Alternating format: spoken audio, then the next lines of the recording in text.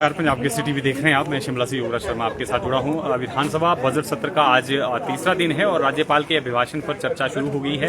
बीते कल भी सदस्यों ने इसमें भाग लिया है। लीडर ऑफ अपोजिशन ने भी सरकार को घेरने की पूरी कोशिश जो है वो कल की है अभिभाषण को लेकर, और दोनों ही तरफ से जो है एक दूसरे पर जो है वो तीखे हमले बोले जा रहे हैं। जिस तरह का ये राज्यपाल का अभिभाषण का जो दस्तावेज आया है, इसको लेकर विपक्ष साफ तौर पर आक्रामक है और इसको झूठा दस्तावेज जो है वो करार दे रहा है। आज भी विपक्ष और पक्ष की तरफ से इसमें चर्चा शुरू होगी और उससे पहले ठीक 11 बजे प्रश्नकाल के साथ आज सदन की कार्रवाई शुरू होगी।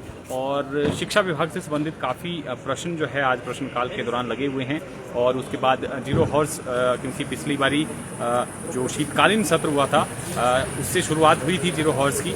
आज भी जीरो हॉर्स होगा, आधे घंटे का होगा, जिसमें विधायक जो हैं अपने अपने क्षेत्र के मुद्दों को उठाएंगे। जो प्रश्न में मुद्दे नहीं लग पाए हैं, जो लगना जरूरी है, उन मुद्दों को जो है यहाँ पर विधायकों की तरफ से इसमें जो है वो लगाया गया है। यानी काफ़ी महत्वपूर्ण रहने वाला है और काफ़ी आक्रामक आज जो तेवर हैं वो विपक्ष के दिख सकते हैं, क्योंकि कल भी काफ़ी हंगामा जो है वो विपक्ष का सदन के भीतर देखने को मिला था। राज्यपाल के अभिभाषण को लेकर साफ तौर पर गारंटीज को लेकर भी विपक्ष की तरफ से कहा गया था कि धरातल पर एक भी गारंटी जो है वो सरकार की तरफ से पूरी नहीं की गई है, जबकि 6 गारंटीज पूरी करने का दावा जो है सरकार इस दस्तावेज में कर रही है जो राज्यपाल के अभिभाषण के माध्यम से सदन में आया है। तो उसको लेकर भी काफी आक्रामक दिखा है विपक्ष।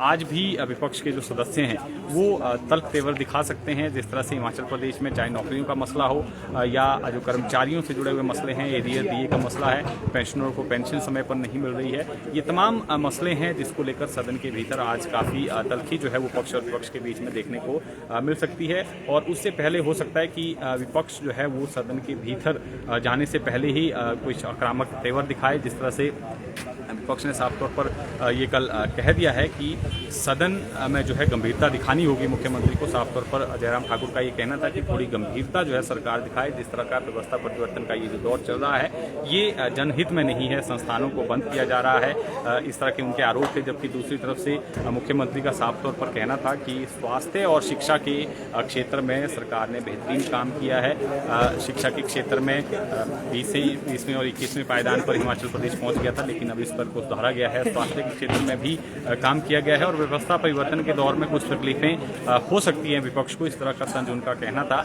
और आगे देखिए क्या होता है, इस तरह का उन्होंने कहा है। लेकिन दोनों तरफ से जो है काफ़ी तल्ख टिप्पणियां जो है वो की जा रही है। प्रश्नकाल में जिस तरह से मैंने पहले भी जिक्र किया, काफ़ी महत्वपूर्ण प्रश्न जो है आज रहने वाले हैं। और दोनों ही तरफ से, चाहे सत्ता पक्ष की बात करें तो केंद्र की तरफ से लगातार ये कहा जा रहा है कि केंद्र से हिमाचल प्रदेश को उस तरह से मदद नहीं मिल रही है जिसकी दरकार हिमाचल प्रदेश को। चाहे आपदा की बात कर लें, क्योंकि 10,000 करोड़ के आसपास का एस्टीमेट जो है वो भेजा गया था, लेकिन उसमें जो है अभी तक जो है केंद्र की तरफ से मदद नहीं मिली है। इस तरह का जो है यहाँ पर साफ तौर पर सत्ता पक्ष की तरफ से कहना था।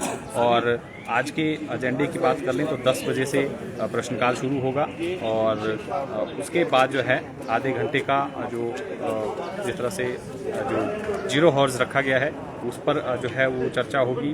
वहाँ जो है मुद्दे उठाएंगे और उसके बाद राज्यपाल के अभिभाषण पर जो है वो चर्चा शुरू होगी। और कल ही हो सकता है कि मुख्यमंत्री का कल इस चर्चा का लेकर जो है जवाब आए, क्योंकि होली 14 तारीख को है, 15 को वर्किंग डे घोषित किया गया था। लेकिन दोनों तरफ से ये जो है वो सदन के भीतर मामला आया है कि 15 तारीख का जो सत्र था उसको कैंसिल किया जाए, यानी समय आज बढ़ सकता है। 5 बजे के बाद भी सत्र की कार्रवाई जो है वो लग सकती है। इसके अलावा इलेक्ट्रिक बसों से संबंधित एक प्रश्न जो है वो सदन के भीतर उठाया गया है कि क्या सरकार नाबार्ड के माध्यम से इलेक्ट्रिक बसों को खरीदने जा रही है, और यदि खरीदने जा रही है तो कब तक खरीद रही है। ये प्रश्न जो है वो मुख्यमंत्री से रणधीर शर्मा ने किया है। और समग्र शिक्षा से संबंधित एक प्रश्न जो है सदन में उठेगा कि 2 वर्षों में हिमाचल प्रदेश में समग्र शिक्षा के अंतर्गत प्रदेश को केंद्र से कितनी धनराशि जो है वो मिली है और ये धनराशि किन योजनाओं पर व्यय की गई है, इसकी पूरी जानकारी जो है उन्होंने सदन के भीतर मांगी है।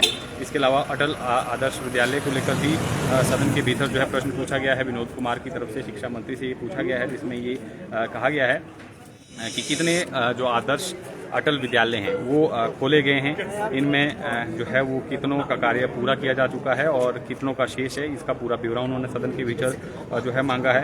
और सड़कों से संबंधित प्रश्न भी पूछा गया है। सड़क निर्माण से संबंधित प्रश्न जो है ये हंसराज जो चंबा के चुराह के विधायक हैं, उन्होंने सदन में लोक निर्माण मंत्री से पूछा है कि 2024-25 में दिनांक 20 फरवरी 2025 तक चंबा जिला में कितनी सड़कों के ब्लैक स्पॉट जो हैं वो हटाए गए हैं।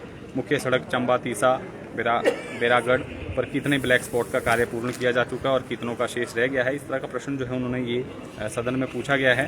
और विद्युत परियोजनाओं से संबंधित एक प्रश्न भी सदन के भीतर जो है केवल सिंह पठानिया की तरफ से पूछा गया है कि हिमाचल प्रदेश में कितनी जो विद्युत परियोजनाएं हैं वो कार्यान्वित हैं, इनमें कितनी रॉयल्टी सरकार को प्राप्त होती है, शाहपुर विधानसभा क्षेत्र से के अंतर्गत कितनी निजी परियोजनाएं चल रही हैं, इनमें कितना जो विद्युत उत्पादन है वो हो रहा है। तमाम जो है इस तरह के प्रश्न जो है वो सदन के भीतर जो है वो पूछे गए हैं। और इसके अलावा जो एनपीएस कर्मचारी हैं उनसे संबंधित एक प्रश्न भी सदन में पूछा गया है कि सरकार द्वारा नगर निगमों और शहरी स्थानीय निकायों के एनपीएस कर्मचारियों को पुरानी पेंशन का लाभ देने हेतु सभी नगर निगमों, शहरी स्थानीय निकायों की प्राप्तियों और प्रतिबंधित देनदारियों के मद्देनजर वित्तीय जो वहनीयता का परीक्षण किया जा चुका है। यदि किया जा चुका है तो सरकार कब तक इन कर्मचारियों को जीपीएफ नंबर जो है वो जारी करेगी। और ये प्रश्न पूछा है। इसके अलावा यदि जारी नहीं करती है तो क्या इन कर्मचारियों को एनपीएस पेंशन जो है वो दी जाएगी और कब तक उसको जो है वो बहाल किया जाएगा। तो ये प्रश्न भी सदन के भीतर जो है पूछा गया है। और अनुबंध कर्मचारियों से संबंधित भी प्रश्न जो है सदन के भीतर भेजे गए हैं। कि जल शक्ति विभाग से संबंधित ये प्रश्न है कि स्वां नदी बाढ़ परियोजना वृत्त ऊना में 2014 में अनुबंध आधार पर स्थायी कर्मचारी नियुक्त किए गए थे, उनमें से कितने जो कर्मचारियों को जल शक्ति विभाग की योजनाओं में मरम्मत और रखरखाव के लिए नियुक्त किया गया है। क्या शेष कर्मचारियों को जल शक्ति विभाग में नियुक्त किया जाएगा, यदि हाँ तो कब तक किया जाएगा, अगर नहीं किया जाएगा तो इसके पीछे क्या कारण। तो इस तरह के प्रश्न जो हैं वो पूछे गए हैं। राजीव गांधी स्टार्टअप योजना को लेकर भी प्रश्न पूछा गया है कि बीते 3 वर्षों में प्रदेश में जो राजीव गांधी स्टार्टअप योजना के अंतर्गत कितने आवेदन प्राप्त हुए हैं, कितनी स्वीकृतियाँ दी गई हैं और इस योजना की निगरानी के लिए जो है क्या कुछ कदम जो हैं वो उठाए जा रहे हैं। तो ये प्रश्न जो हैं वो आज सदन के भीतर पूछे गए हैं। और ठीक 11 बजे से सत्र की कार्रवाई शुरू हो जाएगी।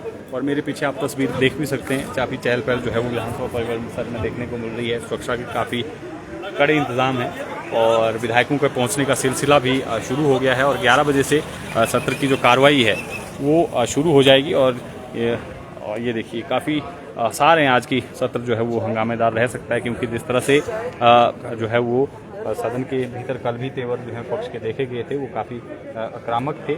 और आज भी जो है वो सदन के भीतर आक्रामक रुख जो है वो विपक्ष अपना सकता है। और हो सकता है कि सत्र में जाने से पहले ही कुछ यहाँ पर जो है विपक्ष की तरफ से विरोध देखने को मिल सकता है।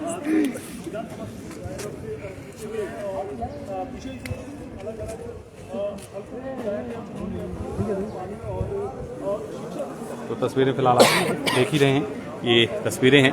और क्या कुछ सदन के भीतर होता है और किस तरह से आज के दिन की कार्रवाई रहती है, विपक्ष की क्या रणनीति रहती है, किन मुद्दों को लेकर आज सदन तपता है, उस तमाम अपडेट के साथ फिर जुड़ेंगे। फिलहाल के लिए इतना ही। आप बने रहें पंजाब केसरी हिमाचल के साथ।